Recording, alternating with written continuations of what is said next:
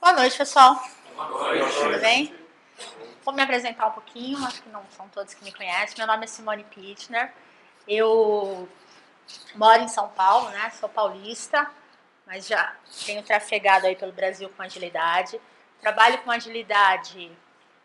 Meu primeiro trabalho com agilidade mesmo foi em 2008 para as urnas 2010, estava na Diebold e um americano me deu as dicas de como a gente poderia conseguir entregar a licitação no prazo, e a gente tinha uma célulazinha e começou a trabalhar dessa forma. Depois disso, eu fui para a Bolsa de Valores, tentamos colocar dentro da arquitetura os princípios ágeis ao formato de trabalhar, não deu certo, mas eu já estava encantada com aquilo, me desliguei da Bolsa e fui trabalhar na AdaptWorks, que é uma empresa aí de renome de mercado de DNA ágil, né?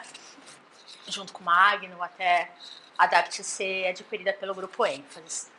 Foi uma trajetória longa nesse período, teve períodos que eu fiquei totalmente como trainer, teve períodos que eu estava fazendo consultoria já de transformação em alguns clientes, um dos primeiros clientes foi o Itaú mesmo, e até o momento que eu saí e fui fazer esse trabalho numa startup em Floripa, e eu vi que a gente podia fazer muita coisa no Brasil com ágil, que ainda estava muito pouco difundido, então tenho feito um trabalho muito no sentido de fazer transformação, agora não só de times, que foi da onde eu saí, de código, de desenvolvimento, eu sou engenheira, mas de transformação para o mundo digital. Para ser mais digital, a gente precisa de um alicerce realmente voltado para a Agile.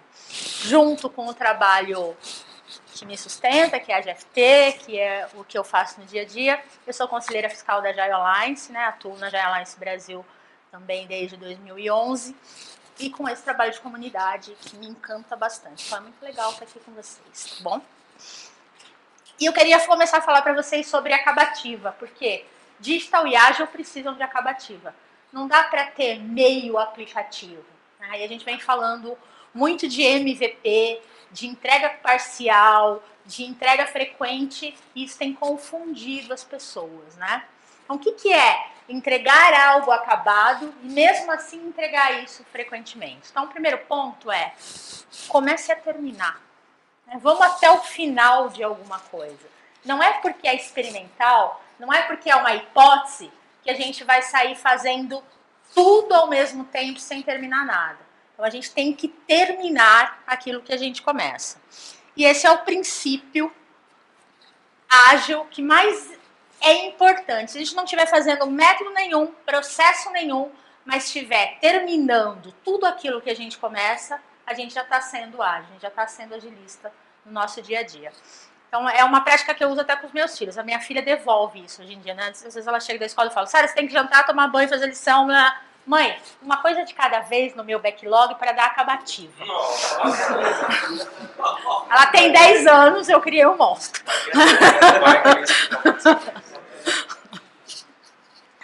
Então, esse é o princípio básico para eu criar esse tal de MVP que todo mundo está falando no mundo digital, né? Eu tenho que criar e terminar aquilo que eu quero validar. Ir até o final. E de maneira mais simples. Então, eu vou reduzir o que eu faço para que seja permitido mudanças ao longo do tempo. Então, eu vou começar do pequenininho, vou voltar lá, do potinho pequenininho, acabado. Vou fazer um produto pronto num pequeno slot, para que eu permita as mudanças e entregue esse produto em grande escala. Então, eu pego uma ideia e eu desenvolvo essa ideia a ponto de ter ela pronta para ser validada, eu colho o feedback do pronto, meço e melhoro a minha ideia continuamente. Isso está sendo desafiador. Então, a gente está sempre tentando fazer no mundo digital algo que a gente não está conseguindo acabar, porque esse princípio básico não está por trás do nosso trabalho. E aí, a gente, como ser humano, sofre dessa lei, que é a lei de Parkinson. A gente tende a ocupar todo o tempo disponível, né? Uma outra analogia da lei de Parkinson é o efeito espuma, né? Então, se eu tenho espaço para minha espuma expandir, ela vai expandir, ocupando todo o espaço até o ponto dela ficar inútil, virar uma massa inútil. Então, eu reduzo o meu tempo e espaço para que seja útil, para que eu consiga fazer no menor tempo e espaço possível aquele produto pronto a ponto de ser validado, tá? Como isso, né? Essa é a história da agilidade. Esse como é que a gente volta lá para o início da agilidade. Então, quando nós começamos a ciência da computação, nós começamos a olhar para uma ciência que já existia, que é a ciência da engenharia civil. Para construir um negócio desse aqui já tinha ciência. E como a ciência da computação, a engenharia da computação era tudo muito novo, a gente olhou para essa ciência milenar e herdou deles toda a nomenclatura. Nós herdamos tudo aquilo que a engenharia civil tinha como base da construção de um bom produto, da construção de uma boa obra. A primeira documentação da engenharia civil data de 1760. A primeira documentação não, a primeiro termo de identificação de um engenheiro data de 1768 num documento em inglês. No Brasil, o primeiro documento sobre obras, nem citava engenheiros ainda, é de 1684. Mas documentos muito mais antigos sobre como construir uma obra são antes de Cristo. E a gente foi olhar para essa, que já estava conceituada, e trouxe, na década de 40, todos os termos e toda a nomenclatura para o nosso mundo. Então, a gente estava olhando para algo que precisa ser construído em fases, em etapas, e que não tem como validar uma pequena amostra, a não ser que seja por maquete. E com o passar dos anos, a gente chegou à conclusão que não dá para ser assim em software. Né? Você realmente não compra um apartamento na planta e daqui a pouco você quer mudar a porta de lugar. Você não compra um apartamento na planta e fala, agora eu quero a minha vista para o leste, para onde nasce o sol. A gente compra e realmente espera entregar. Com software é assim? O cliente de vocês fica esperando quietinho até entregar, sem mudar nada que ele viu na maquete, na planta? Não, né? Então, para aceitar essas mudanças, é que esses caras que estavam inconformados se reuniram no dia 11 de fevereiro de 2001 e começaram a conversar, a debater, a discutir, quase uma semana lá de congresso, aquilo que viria a ser o Manifesto Ágil. Como eles já estavam praticando, com métodos como Scrum, como Kanban, herdado da manufatura, como Crystal, eles começaram também a pensar nisso de uma maneira escrita. Tá? Essa foto é do manifesto, é original. O dono dessas fotos é o Alistair Colburn, é um dos assinantes do manifesto, né? E ele tem mais outras fotos legais aqui. E esse cara dança tango, o Alistair. Eu também danço tango. Então eu tive um contato com ele na Argentina e tem algumas fotos assim que eu acho que são fotos muito interessantes, muito legais. Inclusive dos rascunhos deles na escrita do manifesto lá. Só que hoje em dia a gente vê engenharia civil, obra civil linkada com tecnologia. E agora? O que a gente segue? É o que está escrito lá na construção de criação de um prédio? Ou que os caras do manifesto falaram que era o melhor? Sei, depende. Tá tudo muito rápido, né? Essa impressora produz 10 casas por dia. Então, a gente está chegando num ponto que tudo que a gente fizer vai ser muito rápido. É aquilo que a gente está chamando de exponencialidade. As tecnologias exponenciais.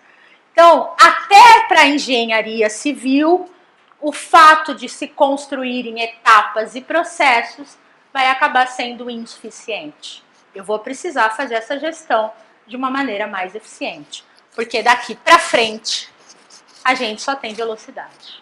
Né? Vocês lembram do retrato falado? É um exemplo, né? Hoje em dia a gente não tem mais retrato falado, a gente tem DNA largado. Vocês sabem o que é isso? As impressoras 3D dos laboratórios biológicos constroem um rosto a partir de um DNA, de um batom, de um cabelo deixado no lugar, em um lugar qualquer. Então, Vamos bater com toda a questão das leis de proteção de dados, de tudo isso. Mas essa é a realidade que a gente está vivendo. Então, a gente tem dados por todos os lados, esses dados são físicos, construindo produtos a partir desse grande histórico, desse grande banco de dados que somos, inclusive a partir do nosso DNA. E a maneira de gestão, de construção dos produtos dessa era não podem mais ser feitos por etapas como a gente vinha fazendo até agora. As tecnologias exponenciais que estão permeando o nosso mundo totalmente digital precisam de uma outra maneira de gestão de construção. E essa outra maneira a gente está tentando fazer através de adaptação, porque falaram pra gente que a gente podia fazer ágil adaptando, aceitando mudança, não é? Então, nós temos empresas muito grandes, com processos tipo esses. Não são processos robustos? Não são processos pesados? Não está garantido aquele processo, não é visível, todo mundo não enxerga, não está claro para todo mundo? Então, eu quero que esses processos continuem sendo assim. Eu quero que eu ter garantia de que eu ainda estou controlando, estou deixando visível, estou fazendo todo mundo ter acesso ao meu processo, que ninguém saia da linha. E eu parto do princípio que eu vou priorizar o primeiro processo, não sei se ele é grande, se ele é pequeno, mas eu vou priorizar um processo para fazer a mudança para chegar no mundo digital que eu quero. Grande, robusto. Vocês lembram dessa nave? Quem é fã? Né? X-Wing, né? Do Star Wars, a nave mais completa lá. Então, eu quero que o meu processo, que era esse aqui, ó, errei o botão, gente, venha a ser esse aqui, tá bom? Aí eu falo, mas a Simone falou que a gente tinha que fazer um MVP, né? Não dá para eu chegar nesse processo de uma vez. Então, vamos fazer esse. Vamos fazer só um drone, né? Não dá para fazer a X-Wing, nós vamos fazer um drone. Aí a gente começa a construir o nosso produto, transformar o nosso processo de construção em pequenos lotes. Mas está ficando caro. Está ficando muito caro. Então vamos reduzir isso? Então eu começo a reduzir custo. Talvez não seja um drone, se a gente só começar a voar com uma borboletinha, né? Vamos devagar, vamos fazer em ciclos curtos, porque foi o que a gente aprendeu lá no ágil, que senão a gente ocupa muito tempo, muito espaço. Aí a primeira tentativa a gente faz isso. Começa a tentar carregar o elefante de avião, de drone, de paraquedas, de asa delta, né? Aí você vê aquelas empresas que falam assim, não, agora nós estamos ágeis, você precisa ver lá, nós pegamos o nosso processo e digitalizamos eles, nós já estamos voando aqui. A gente não entendeu nada que o Spotify fez, mas nós temos squad. Temos squads, né? Estamos transportando avião. E o nosso processo é híbrido. Vocês estão escutando isso por aí? Cascatinho de 3 semanas. Só que depois disso ficou legal, não ficou? Mas eu tinha um objetivo, né? Não quero ficar carregando esse elefante para cima e para baixo. Eu sei onde eu quero chegar. Vamos continuar adaptando. Né? Vamos continuar adaptando. Né? Então, em melhoria contínua. Certo? E esses são muitos dos resultados que nós temos visto. Por quê? Porque está faltando alicerce, está faltando embasamento. De realmente olhar para o meu problema raiz e ter coragem, que é um dos princípios da XP, de mudar aquilo que não está mais funcionando. E para isso, a gente entra aí com o nosso verdadeiro mindset de linhagem, que independe de qualquer framework. É mindset, é forma de pensar. Que tem clareza de que produtos são feitos por pessoas e, por enquanto, desenvolvidos por pessoas. Não tem nenhum robô ainda desenvolvendo. Por mais learning machine que a gente tenha, não tem nenhum robô ainda desenvolvendo produtos. Nós estamos fazendo produtos para resolver os nossos problemas humanos. Esse é o primeiro ponto que a gente tem que partir. E que a gente precisa alinhar, esse é o ser humano da acabativa, ó, que a gente precisa alinhar expectativas para evitar frustrações.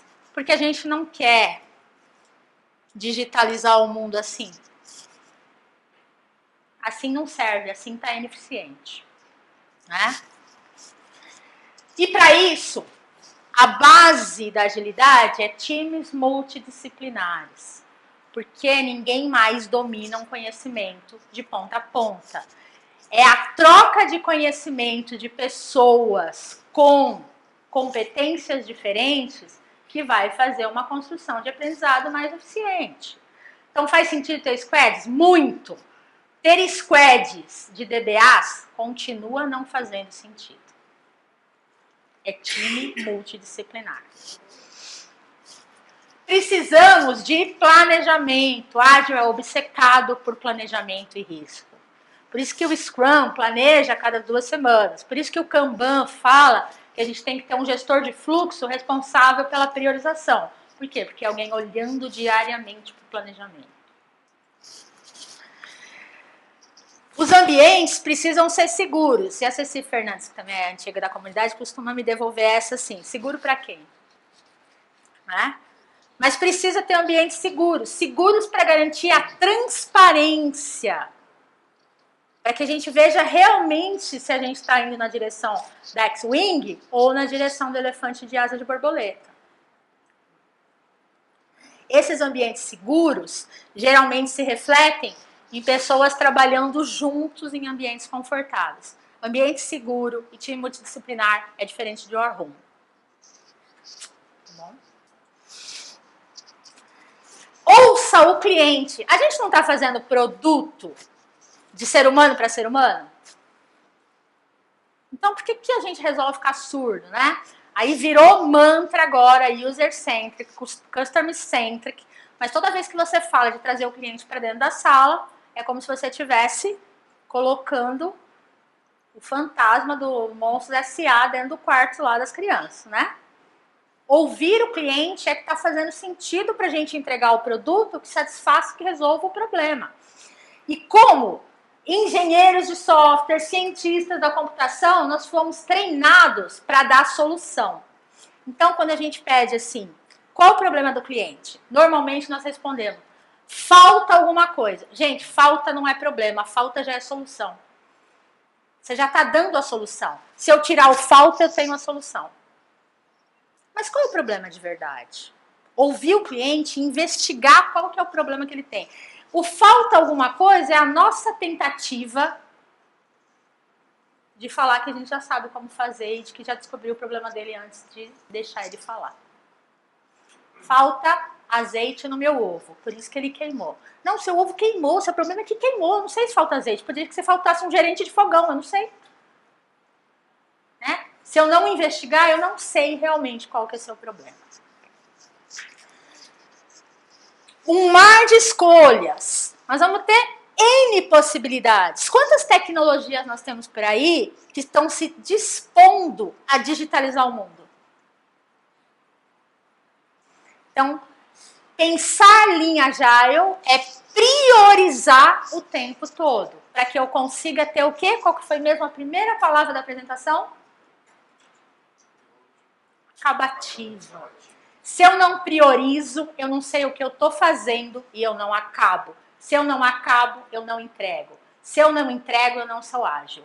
Pode falar o que você quiser. Se você só é ágil se você tiver boas entregas. Senão você é fake. Certo? Efetue comunicação bidirecional. Né? Ou seja, abra o canal para ouvir o que está vindo do cliente, para ouvir o que está vindo do time, e o oposto. O time não é o expert em tecnologia? Então, por que não ouvir o que o time está propondo como melhor solução tecnológica? Nós não estamos falando de times multidisciplinares com vários talentos? Se eu não tiver o canal de comunicação, nós não vamos construir a inovação nem a digitalização. seja transparente. Honestidade é crucial para melhoria contínua. Então, nem sempre a gente vai conseguir ser 100% transparente com o cliente. Mas eu aprendi lá, em 2008, 2009, que então essa adaptação a gente pode fazer de maneira gradual. E a analogia, para mim, pelo menos, ficou muito clara. Vocês levam a visita para dentro da lavanderia?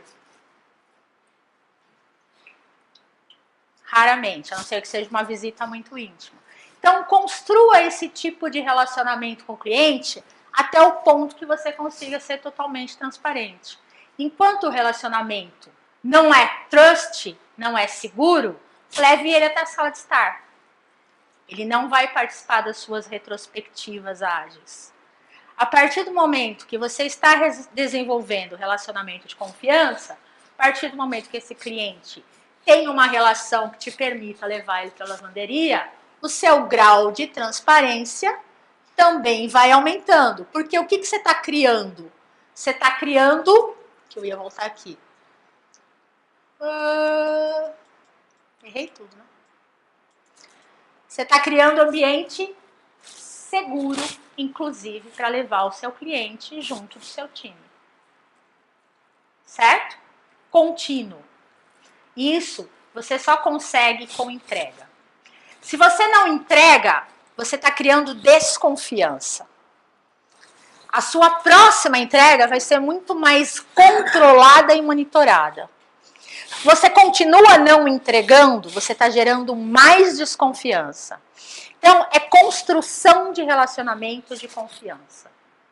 E não tem framework que vai fazer isso se você não entregar. Você pode propor qualquer cerimônia.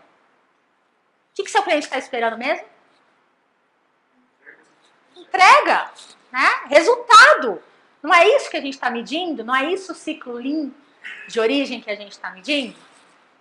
Então, eu só consigo resolver essa relação de transparência e honestidade com entrega.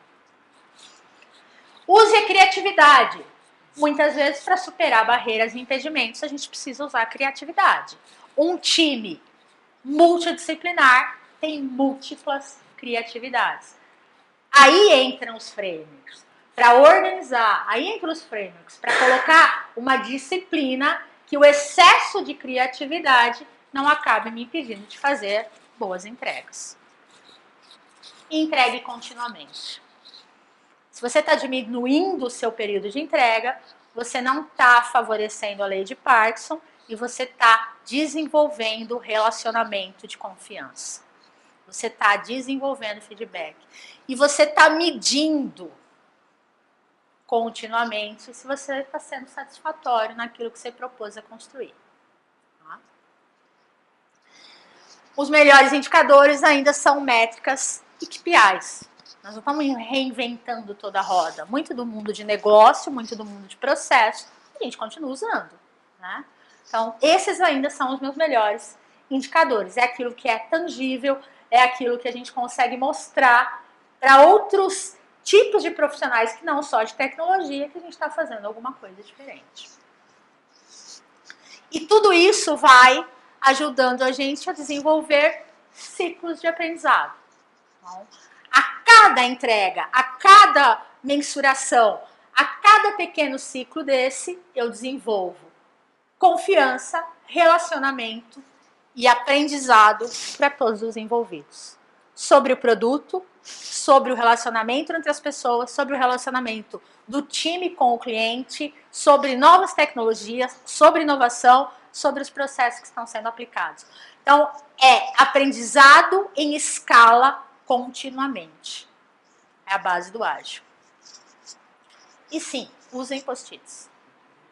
Ágil é sim post-its. Ágil não é o gira.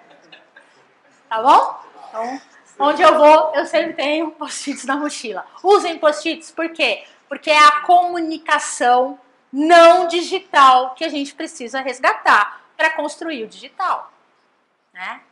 Por isso que a gente fala tanto em comunicação. Então, essa é uma forma, sim, da gente se comunicar diferente. Quando eu saio da zona de conforto de me comunicar pelos e-mails, pelo WhatsApp, pelo celular, eu estou estimulando uma nova área do cérebro, uma nova área de conhecimento e aprendendo uma nova maneira de me comunicar.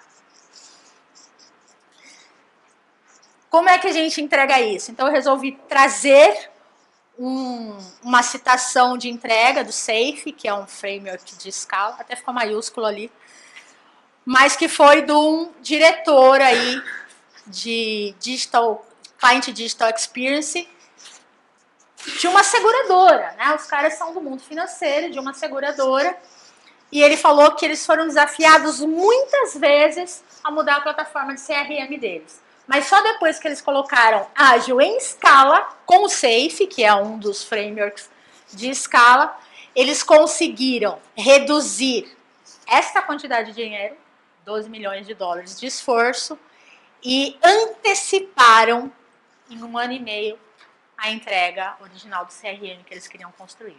Era um dos cases mais relevantes de escala ágil do mundo financeiro. Tem outros. JP Morgan, tem cases da própria ING, né? Mas esse, ele se preocupou em mensurar, por ser um diretor, financeiramente quanto ele estava ganhando com a aplicação do ágil em escala.